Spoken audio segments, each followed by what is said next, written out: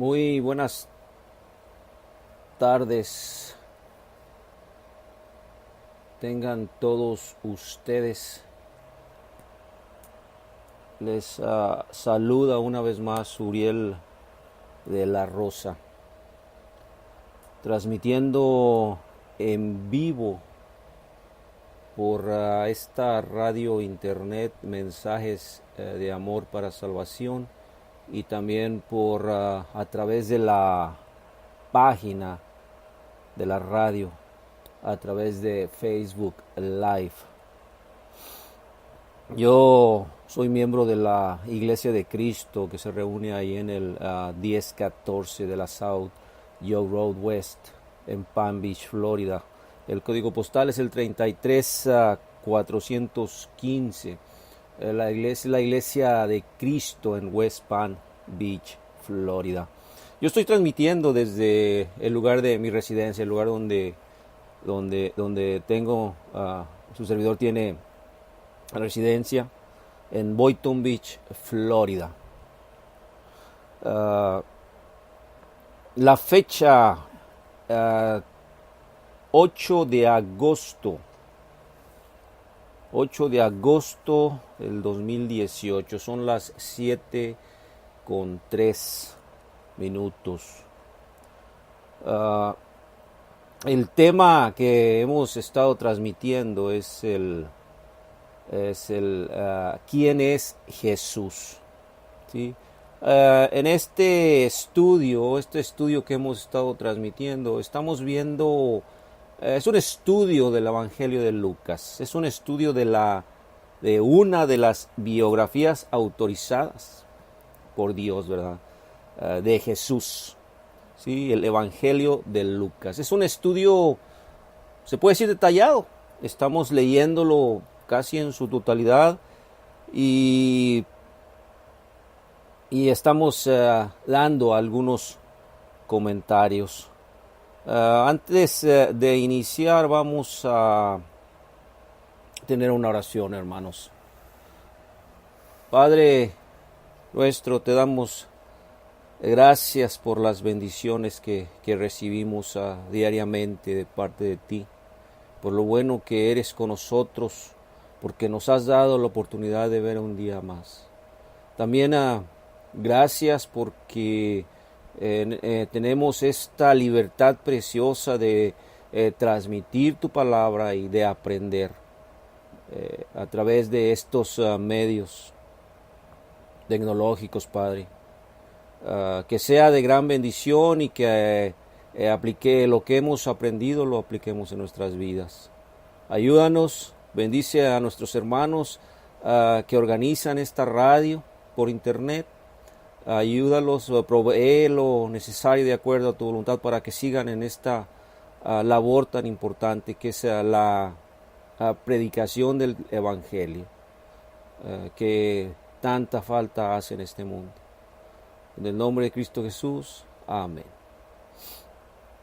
Ok. Vamos a abrir nuestras Biblias. Vamos a iniciar rápidamente, hermanos, con este estudio. Vamos a abrir nuestras Biblias ahí en el libro de Lucas, capítulo 5. Vamos a leer el versículo 36 al 39. Lucas capítulo 5, versículos 36 al 39. Y dice así: y les dijo también una parábola. Nadie pone remiendo de paño nuevo en vestido viejo. De otra manera el nuevo lo rompe, y el remiendo sacado del nuevo no armoniza con el viejo. Y nadie echa vino nuevo en odres viejos. De otra manera el vino nuevo romperá los odres, y el vino se derramará, y los odres se perderán. Mas el vino nuevo en odres nuevos se ha de echar, y ambos se conservan. Y ninguno que bebiere el añejo quiere luego el nuevo, porque dice: el añejo es mejor. Palabra de Dios, hermanos. Estuve leyendo Lucas capítulo 5 versículos del 36 al 39. Bien, es una parábola. ¿Qué enseñanza tenemos de esta parábola, de estas palabras de nuestro Señor Jesucristo, de estas palabras de Jesús? ¿Qué les estaba dando a entender a estos fariseos tan duros de corazón? Vamos a analizarlo ahorita. La actitud monástica, ¿sí? La tendencia de ciertos grupos de retirarse a vivir una vida alejada de la sociedad, alejada de la gente, tiende a producir autojustificación. ¿Qué quiere decir esto? Que el objetivo de llevar ese tipo de vida los hace que ellos se sientan que están bien enfrente de Dios o ante Dios, ¿sí? Los hace que se sientan dignos, ¿sí? Del perdón, de la salvación de Dios con el solo hecho de hacer ese acto, ¿sí? Pero aquí hay un problema. La autojustificación se alimenta de legalismo, ¿sí? La autojustificación se alimenta de legalismo, ¿sí? Y precisamente es el punto, ¿sí? En este encuentro o confrontación que está teniendo nuestro Señor Jesucristo con los rabís y con los fariseos, ¿sí? Y miren por qué están molestos los fariseos y los rabís. Están molestos con Jesús porque mostró amor hacia Leví, ¿sí? Mostró compasión, ¿sí? Y esto contrasta con la intolerancia legalista de los fariseos hacia los publicanos. Ayer lo estuvimos comentando, ¿no? Ojalá y tú hayas estado aquí. Los fariseos para nada se iban a juntar con gente pecadora. De hecho, consideraban a los publicanos de lo peor en el mundo, peor que paganos, pecadores sin remedio. Ellos para nada se iban a juntar, para nada se iban a convivir, para nada iban a ir a sus casas, mucho menos eso, ¿sí? Con el objetivo de que estos fariseos querían permanecer puros. Bueno, eso es lo que ellos decían. Entonces ese es el punto, ¿verdad? Porque molestos por la actitud que tiene el Señor Jesucristo, ¿sí? Para con Mateo, para con los publicanos. También es importante notar que esto que hacía nuestro Señor Jesucristo, este amor, esta compasión que mostraba hacia los publicanos, pues no estaba en contra de la ley. Para nada a Jesús renunciaba a la ley de Dios, ¿sí? Esto está totalmente... Jesús estaba totalmente en contra del legalismo y de las tradiciones de los fariseos. Jesús, es muy importante notar esto, Jesús nunca renunció a la ley, ¿sí? Él no vino a destruir la ley, sino a cumplirla. Bien, déjenme les comento algo más de los fariseos. Los fariseos se negaban a reconocer que el Mesías, que Jesús había venido, ¿verdad? Bueno, se negaban a reconocer que el Mesías había venido. Obviamente, por consecuencia, se negaban a reconocer a Jesús como el Mesías, ¿sí? Entonces ellos se negaron a aceptar el anuncio de que las promesas de salvación por medio de la gracia estaban presentes en Jesús. Sí, eso es lo que Jesús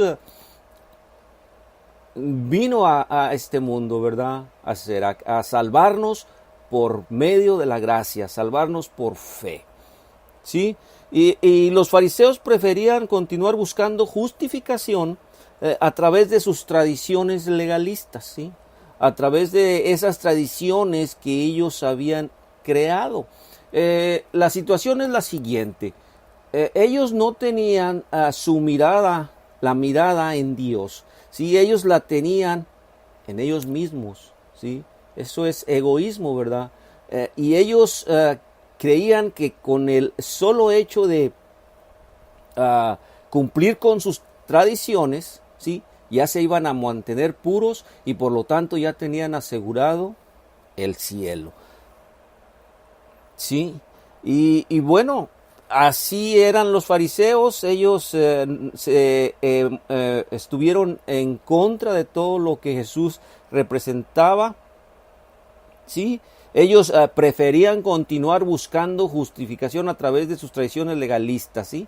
Y este es el punto de las parábolas que Jesús usa aquí, ¿sí? Porque él dice, ¿verdad? Una parábola.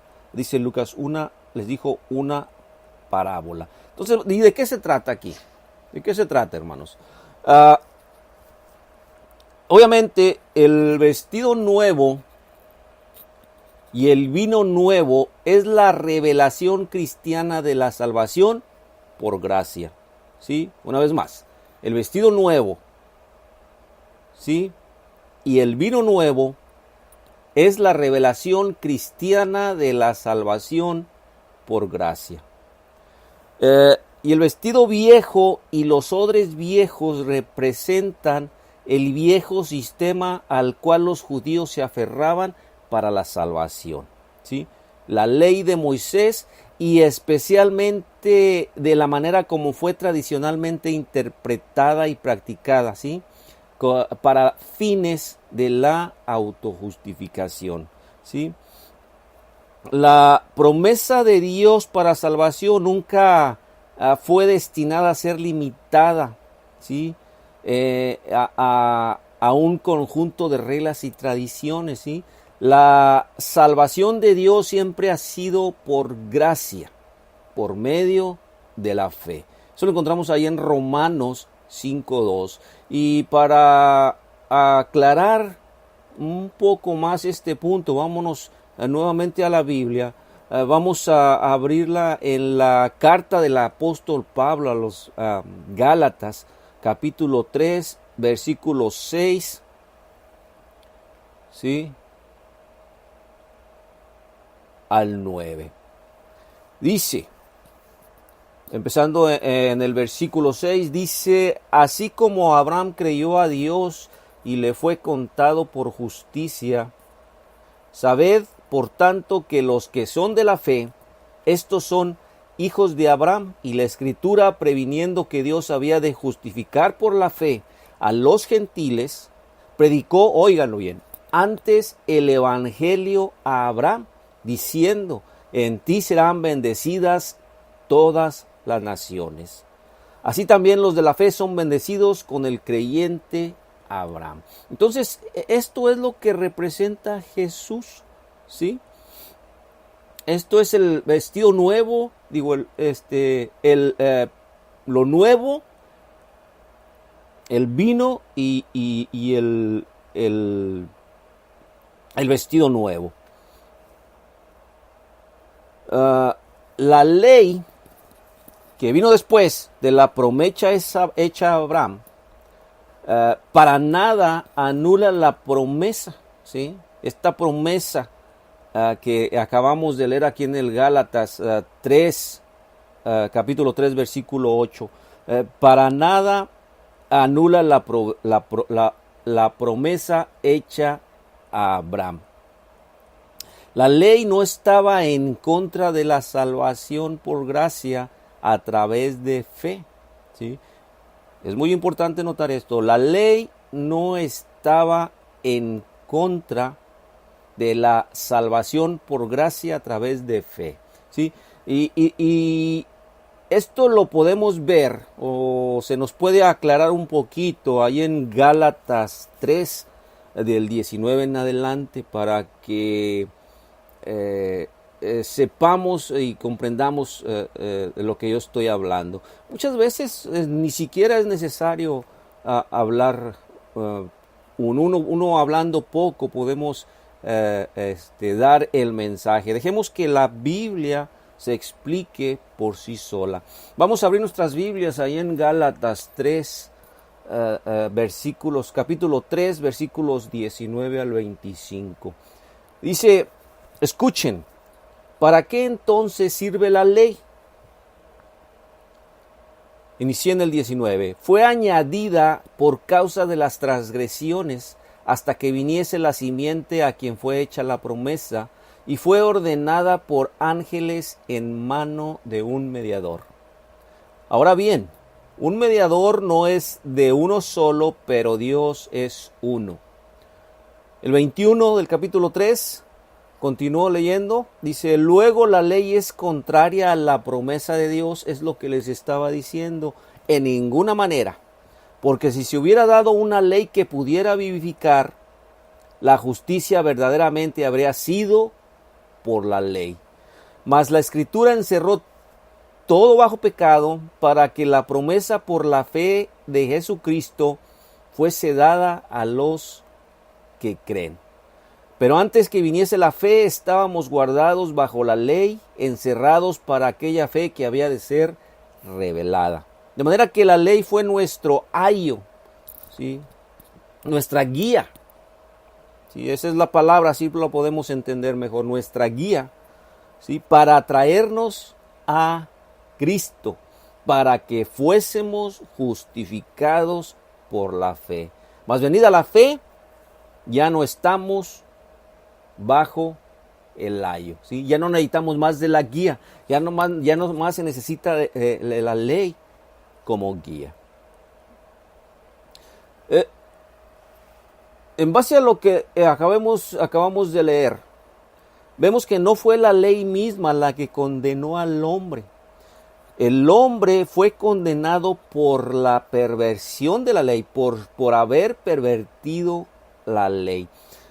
¿Cómo es esto? El hombre tomó la ley de Dios y arrogantemente declaró que no necesitaba de la gracia de Dios, ¿sí? Arrogantemente declaró que no tenía fe en Dios, ¿sí? Porque podía, ¿sí? Él mismo, el hombre, arrogantemente podía, al agregarle sus propias interpretaciones y tradiciones, mantenerla de una manera tan absoluta y perfecta, ¿sí? Que ya no era necesario de que Dios les diera la salvación, ya la tenían hecha. Con solo el hecho de hacer todo esto, ya la tenían lograda la salvación. Entonces, como podemos ver, el hombre pervirtió la ley en un sistema de autojustificación. Y aquí debemos entender esto. Su fe estaba en él mismo, ¿sí? O sea, la mirada, ¿sí? No estaba en Dios, estaba en él mismo, estaba en su sistema, ¿sí? No en el legislador, el dador de la ley, que es Dios, ¿sí? Jesús, entonces, en base a lo que leímos, Jesús vino a cumplir, ¿sí?, el antiguo sistema. Él no vino a arreglarlo, y ese es el punto de la parábola. Jesús vino a cumplir el antiguo sistema, Él no vino a arreglarlo. Arreglar un vestido viejo con un parche nuevo nunca funcionará. Si la tela en los días de Jesús no estaba, yo hay este término, no estaba sanforizada, o sea, un parche de tela nueva en un vestido viejo, cuando éste se lavaba, el vestido o lo nuevo encogía, ¿sí? Y se caía, ¿sí? Se arrancaba de lo viejo, ¿sí? También el ejemplo del vino nuevo. Los odres viejos, pues son odres de piel, ¿sí?, de animales. Estos odres, cuando estaban viejos, ya no daban de sí, ¿sí? Si se ponía vino nuevo, el vino nuevo tiende a fermentarse. ¿Y qué va a pasar? El odre viejo ya no puede expandirse, por lo tanto se va a romper con el vino nuevo. Se requería poner vino nuevo en odres nuevos, que tuvieran la capacidad de expandirse. Entonces, ahí está, una vez más, ¿sí? Ahí está una vez más, ¿sí? Un parche de tela nueva en vestido viejo, cuando éste se lavaba se encogía y se arrancaba de lo viejo. Vino nuevo sin fermentar, puesto en odres viejos, quebradizos y secos, formaría gases a medida que fermentara y pronto explotarían las pieles viejas, ¿sí? Entonces lo correcto es poner vino nuevo en nuevas pieles. Cuando el nuevo vino forma gases, las nuevas pieles se estiran para adaptarse a la situación. Sí, ese es el punto o el porqué de esa parábola, el porqué de esos ejemplos. La nueva era de la gracia, oigan, la nueva era de la gracia anunciada por Cristo y su cumplimiento de lo antiguo no puede estar contenida en las formas de la antigua ley, ¿sí? Y especialmente en las tradiciones de los fariseos. Los sistemas de la ley y la tradición deben, por su propia naturaleza, construirse para ajustarse a tiempos y culturas.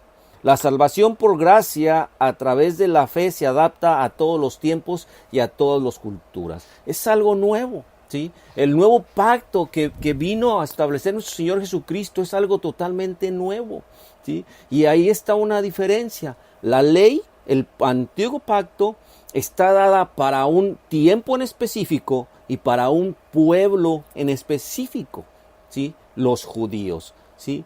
El nuevo pacto que vino a sellar con su sangre nuestro Señor Jesucristo,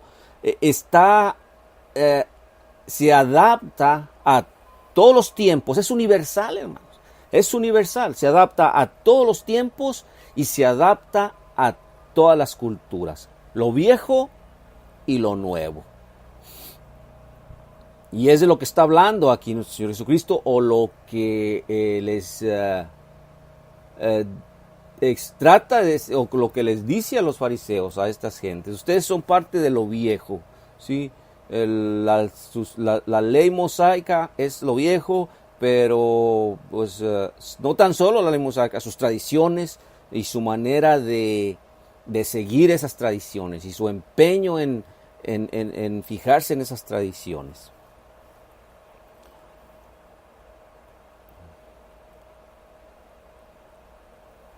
La dispensación cristiana de la gracia de Dios exige nuevas formas y en expansión, ¿sí? Exige nuevas formas nuevas, ¿sí? Y también al momento de expresarse, esta dispensación cristiana empieza a expandirse. ¿Sí? Y ya lo vimos. Si podemos ver un poquito de la historia cristiana, de los primeros 10 años, 20 años, 30 años del tiempo que murió nuestro Señor Jesucristo, después de 30 años, vemos cómo la religión cristiana se expandió, cómo la religión cristiana creció, ¿sí? La dispensación cristiana o el nuevo pacto debe de ser capaz de trascender culturas humanas. Ya no es específica o no va a ser específica como la ley de Moisés, sí, que fue específica para un pueblo en específico, ¿verdad? Los judíos. Pero no así el nuevo pacto que vino a establecer nuestro Señor Jesucristo, ¿sí? Este nuevo pacto, esta dispensación cristiana debe de ser capaz de trascender las culturas humanas. Y más aún, debe divorciar el espíritu del hombre. Óigalo bien, esto es lo que es adorar en espíritu y en verdad, ¿sí?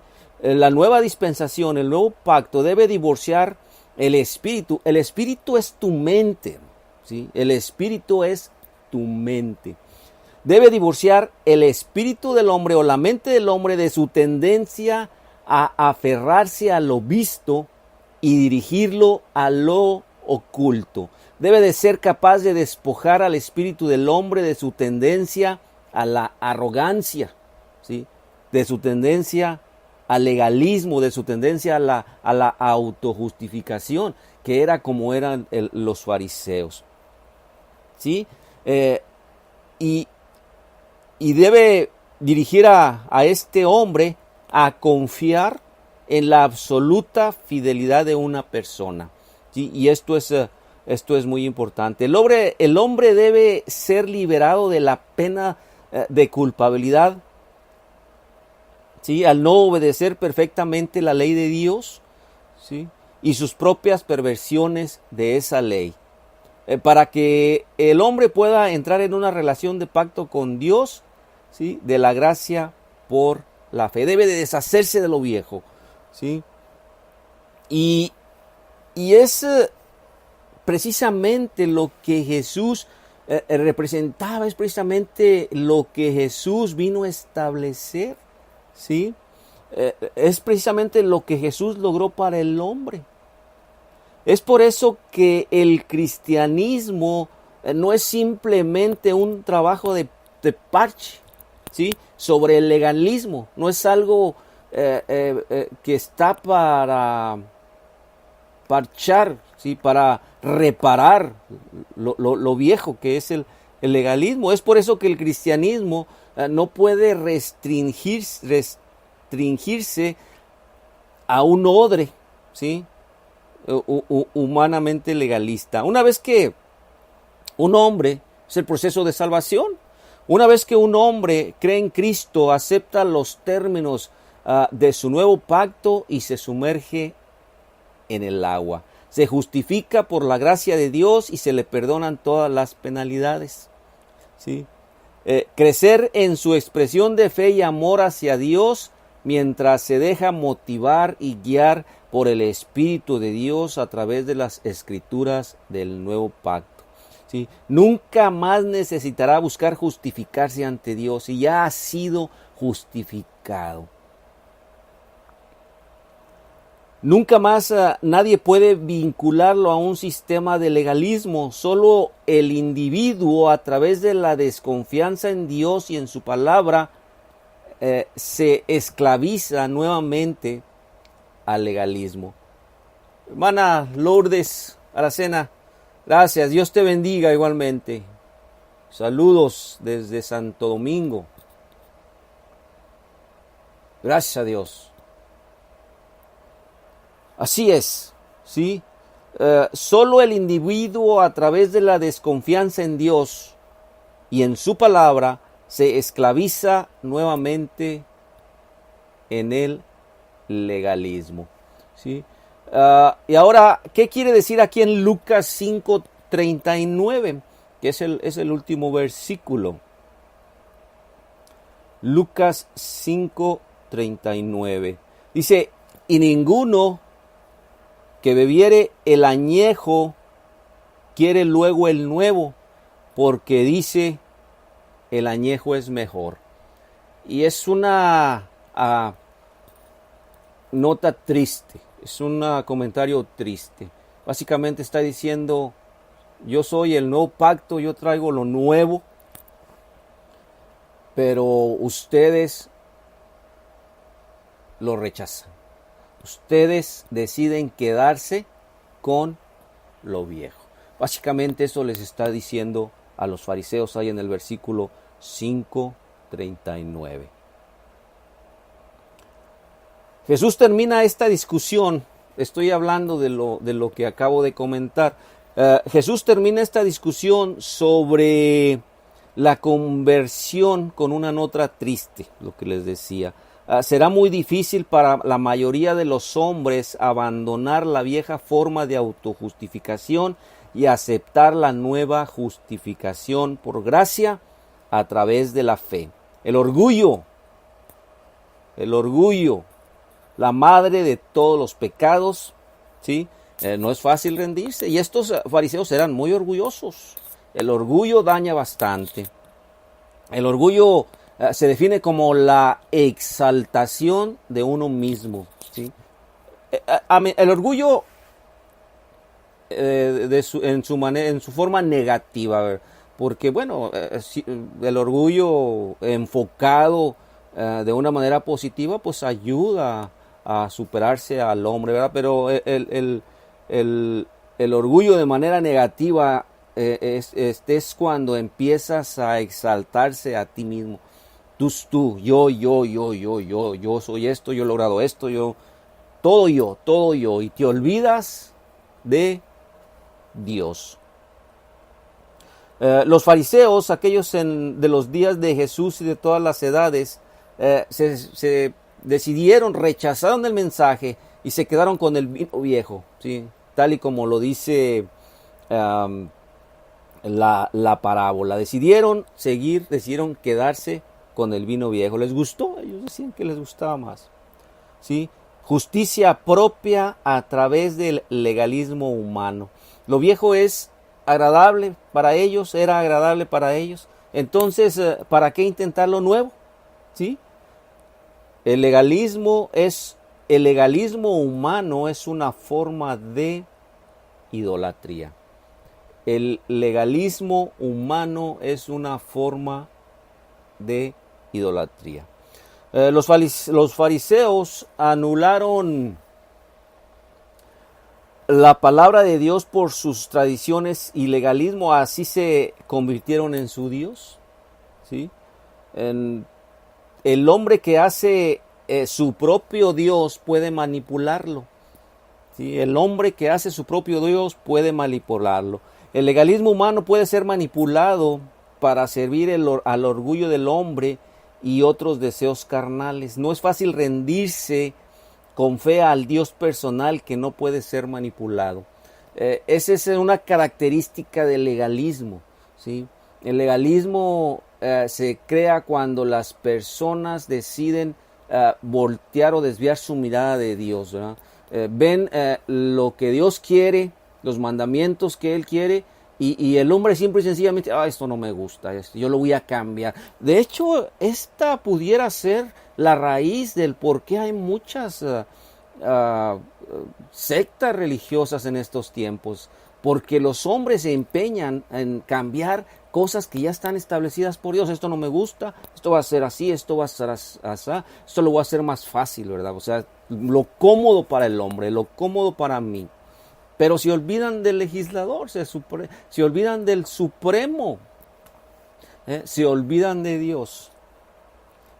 A Dios no lo pueden manipular, ¿sí? Pero lo que ellos han construido, ¿sí? Su mundo que han hecho, ¿sí? Sí lo pueden manipular, a ese sí lo pueden manipular. Y eso es lo que les gusta a ciertos seres humanos, ¿sí? El poder, el tener el poder para manipular, para hacer y deshacer. No es fácil rendirse con fe al Dios personal que no puede ser manipulado. A Jesús es triste lo que vemos aquí.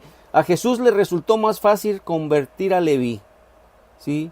Que probablemente no se había preocupado demasiado por la autojustificación. Él sí sentía que necesitaba ser salvado, que necesitaba ser justificado. Por eso se acercó a Cristo Jesús.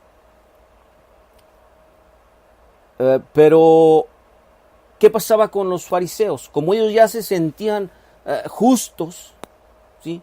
¿Qué decían? No te necesito a ti, Jesús. Yo ya estoy limpio, yo ya estoy con Dios, yo ya soy salvado.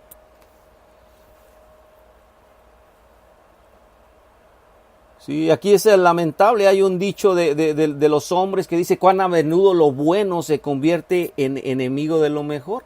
Ellos rechazaron lo mejor por lo bueno.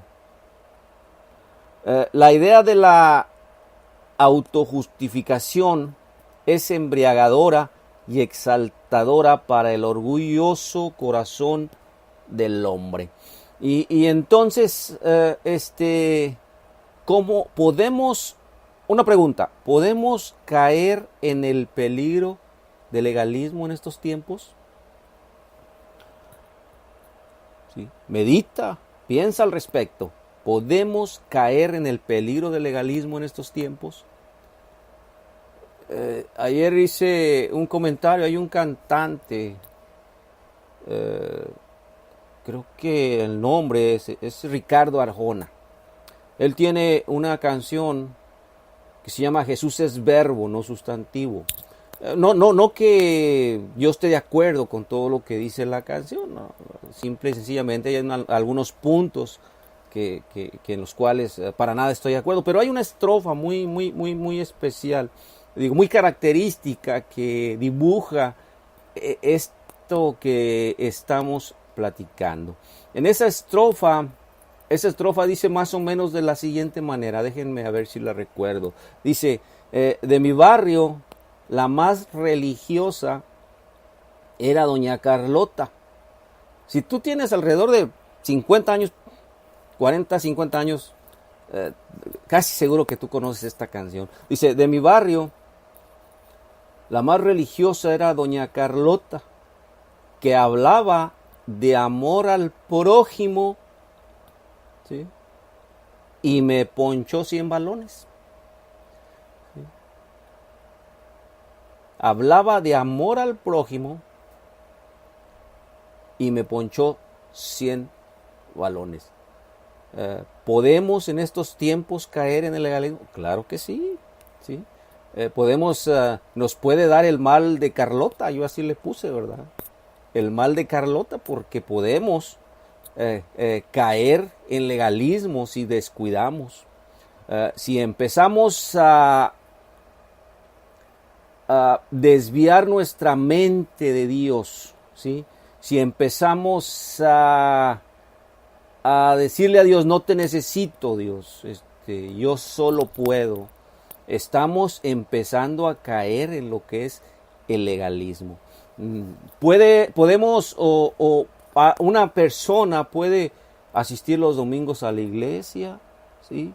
Puede tomar la Santa Cena, puede cantar, ¿sí? Y puede decir que ya tiene asegurado el cielo nomás por el hecho de cumplir con lo que dice la Biblia, ¿sí?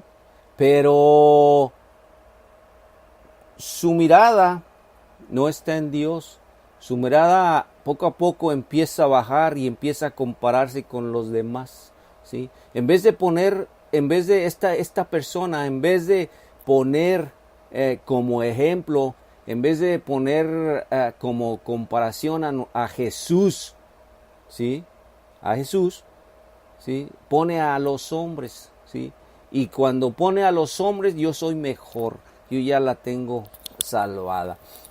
Sí se puede caer en el legalismo, sí se corre el peligro de caer en el legalismo. Cuando dejas que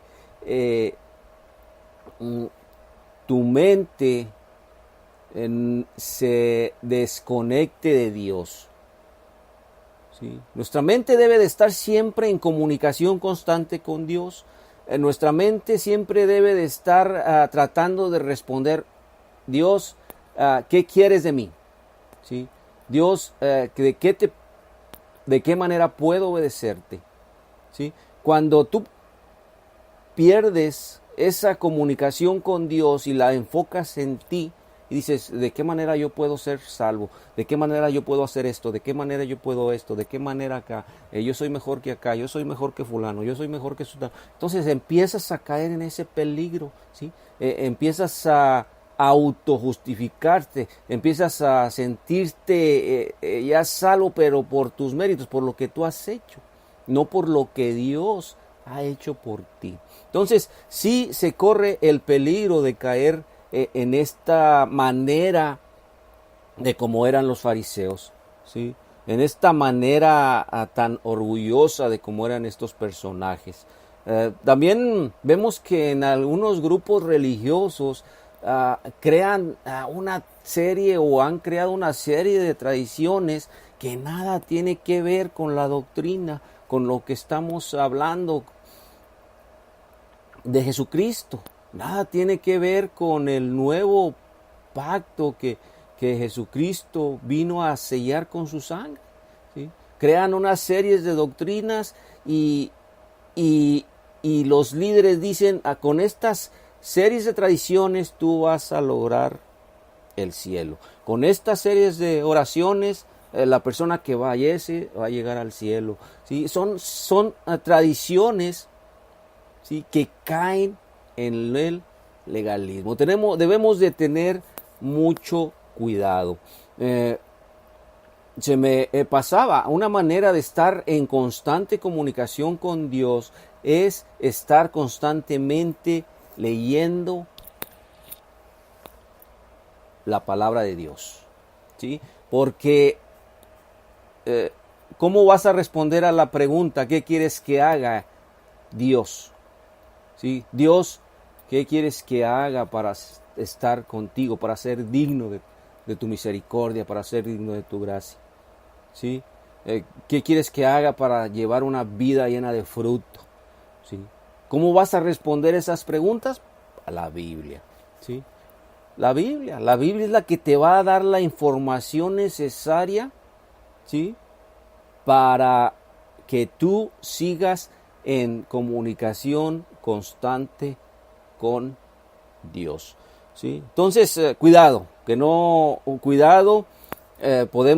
es peligroso, podemos caer en este mal de Doña Carlota, yo así le llamé, podemos caer en el legalismo si nos descuidamos, si dejamos de leer la palabra de Dios, si empezamos a poner la mirada en nosotros mismos, ¿sí? Podemos caer en el legalismo y eso es muy peligroso. Ya para terminar sobre esta parte, déjenme leerles algo. Mantener los mandamientos de Cristo porque creemos, confiamos, ¿sí?, y le amamos no es legalismo. El legalismo es una actitud, es de lo que estamos hablando, no es una acción. El legalismo es el corazón orgulloso del hombre que piensa que puede guardar la ley de Dios a la perfección y no incurrir, ¿sí?, en la culpa y así ganar su salvación por justicia propia. Voy a leerles de nuevo este párrafo. Dice, el legalismo es el corazón orgulloso del hombre que piensa que puede guardar la ley de Dios a la perfección y no incurrir en la culpa y así ganar su salvación con justicia propia. El legalismo no depende de la justicia imputada de Cristo, sino del mérito obtenido por sí mismo. ¿Sí? Tratar de obedecer los mandamientos de Cristo porque uno cree y acepta su salvación como un regalo no es legalismo, eso es amor. Tratar de obedecer los mandamientos de Cristo porque uno cree y acepta su salvación como un regalo no es legalismo, eso es amor. Tengamos cuidado, hermanos. Caer en el legalismo es caer en los errores que cometieron estos fariseos. Es dar marcha atrás, ¿sí?, a lo que Cristo es negar, es no querer, es rechazar lo que Cristo nos está ofreciendo. Ok, continuemos. Voy a pedir que abran sus Biblias ahí en el Lucas 6. Sergio Piedrasanta, que Dios te bendiga. Jessica Mejía, que Dios te bendiga.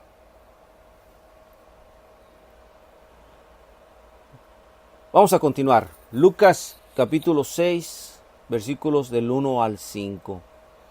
Lucas capítulo 6, versículos del 1 al 5. Y aconteció, leo, hermanos.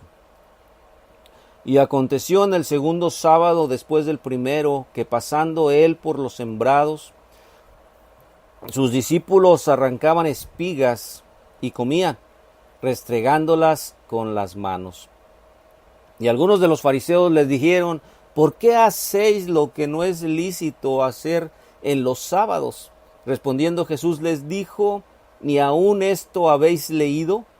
Lo que hizo David cuando tuvo hambre, él y los que con él estaban, cómo entró en la casa de Dios y tomó los panes de la proposición, de los cuales no es lícito comer, sino solo a los sacerdotes. Y comió y dio también a los que estaban con él y les decía, 6:5, y les decía, el Hijo del Hombre es Señor aún del sábado. Vamos a hablar un poquito sobre el sábado, sobre este día de reposo, que era muy característico le daban mucha importancia, que era muy característico del pueblo judío. Otras religiones, inclusive las paganas, tenían sacrificios, tenían sacerdotes, sí, tenían templos, pero solamente el judaísmo hizo de un día a la semana algo muy significante desde el punto de vista religioso. Si solamente el judío o el judaísmo hizo de un día de la semana, esto es el sábado, algo tan importante desde el punto de vista religioso. El judaísmo en el primer siglo tenía literalmente así como les digo, cientos y cientos de tradiciones que le agregaron a lo ordenado bajo la ley. Sí. Esto lo hacían con el objetivo de observar, volvemos a lo mismo, de la mejor, como ellos creían, de observar la ley de guardar el sábado. Y en realidad la ley en lo referente al día sábado era bastante sencilla, era muy sencilla, ¿sí? Eso lo encontramos ahí en Éxodo. Abran sus Biblias, si pueden. Éxodo 20 del 8 al 11.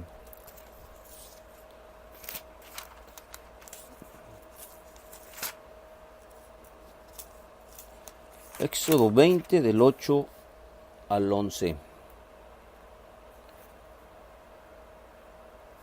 Dice así, lo leo.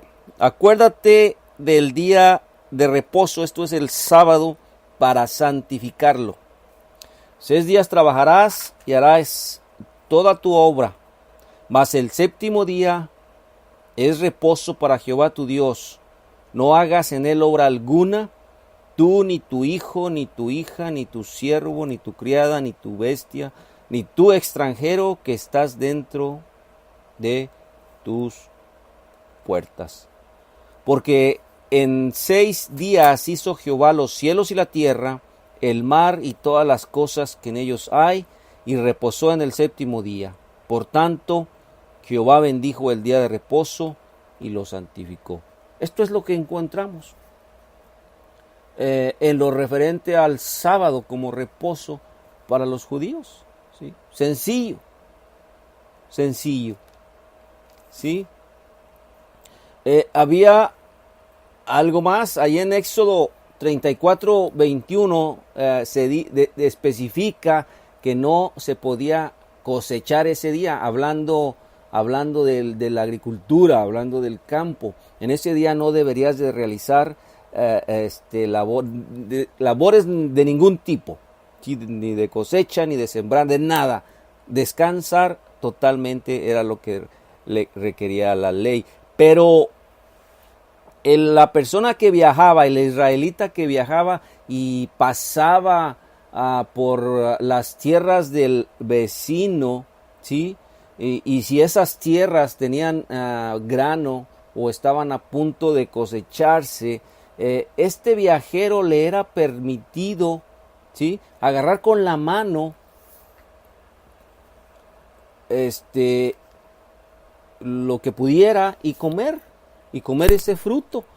Y eso lo encontramos ahí en Deuteronomio 23, 24 y 25. Deuteronomio 23, 24 y 25.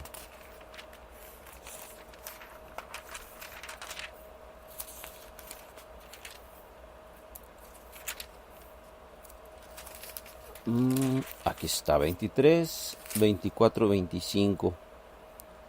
Dice, cuando entres en la viña de tu prójimo podrás comer uvas hasta saciarte, mas no pondrás en tu cesto. O sea, no vayas a empezar a cosechar. Eso ya no estaba permitido.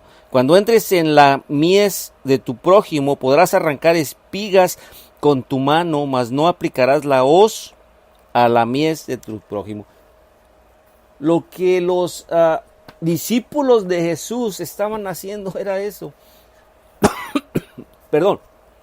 No dice que era trigo, ¿verdad? Pero utilizaremos el trigo como un ejemplo.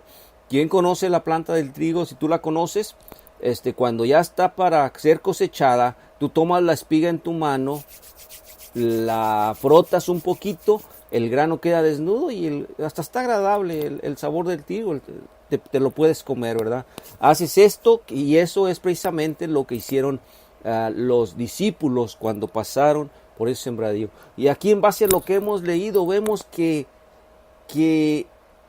los discípulos, que Jesús no violó el sábado, ¿sí?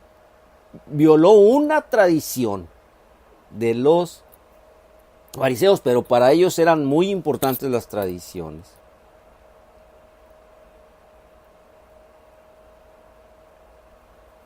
Entonces, los fariseos presumían que eran capaces de agradar a Dios, ¿sí? Con el hecho de crear muchas, pero cientos y cientos de tradiciones para guardar de la mejor, ellos creían, ¿verdad?, de la mejor manera posible el sábado. Pero en los tiempos de nuestro Señor Jesucristo, para los judíos guardar el sábado era prácticamente imposible a causa de todas estas tradiciones que exigían los fariseos. A causa de todas estas tradiciones que exigían los fariseos, era prácticamente, o sea, ya llegaba el sábado, me imagino, pobres judíos, llegaba el sábado y ya el judío estaba preocupado porque debía de buscar la manera de guardar el sábado, ¿sí? Y ya estaba preocupado porque pudiera ser que con un hecho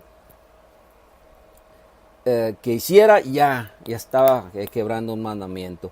De hecho, por ahí estuve leyendo algo y hay un ejemplo en cuanto a las tradiciones de quebrar el sábado. Dicen que, por ejemplo, las mujeres no podían verse en el espejo. Porque si se veían en el espejo corrían el peligro de que se vieran una canita, ¿sí?, y se la arrancaran y ahí ya estaban infringiendo el sábado, ¿sí? O sea, las tradiciones, es un ejemplo que encontré por ahí, ¿verdad? Las tradiciones rayaban en lo extravagante, no sabría qué palabra para describir las tradiciones de estos judíos. Estaba leyendo que en estos tiempos algunos judíos ortodoxos tienen muchas discusiones en cuanto al ejemplo el switch de la luz, ¿sí? Si lo prendes, no puedes prenderlo porque estás haciendo trabajo, ¿verdad? Es el switch, bajarlo, subirlo, eso es trabajo, entonces no puedes hacer eso, ¿sí? O sea, ese tipo de cosas, en ese tipo de cosas insignificantes eran las que trataban estas tradiciones judías. Entonces, como podemos ver, los discípulos no violaron la ley de Moisés, ¿sí? Jesús para nada les llama la atención porque no habían transgredido la ley de Moisés. Y aquí en su defensa, ¿sí?, nuestro Señor Jesucristo básicamente les dice que las necesidades humanas, ¿sí?, están por encima de la ley. Por lo tanto, el comer, lo que estaban haciendo sus discípulos, que estaban cubriendo una necesidad humana, no habían infringido la ley, ¿sí? De hecho, no la estaban infringiendo, ¿verdad? Pero Él les hace ver que las necesidades humanas están por encima de cualquier ley. Para hablar más al respecto de este capítulo, aquí este acontecimiento, aquí vemos en Lucas la versión corta, por decirlo así. Vemos la versión corta y ya no acabamos. Yo creo que vamos a continuar la próxima semana. La próxima semana vamos a hablar un poquito más sobre el sábado. Ya lo vieron algunos hermanos en la semana pasada dentro del seminario de apologética. Trataron el tema. Los cristianos deben de guardar el sábado, sí o no. Entonces yo voy a hablar poquito a manera de sumario, poquito al respecto, pero la próxima semana. Hermanos, por lo pronto, pues aquí nos quedamos. Que Dios les bendiga, que Dios les ayude, que Dios les cuide, que Dios les provea de acuerdo a su voluntad.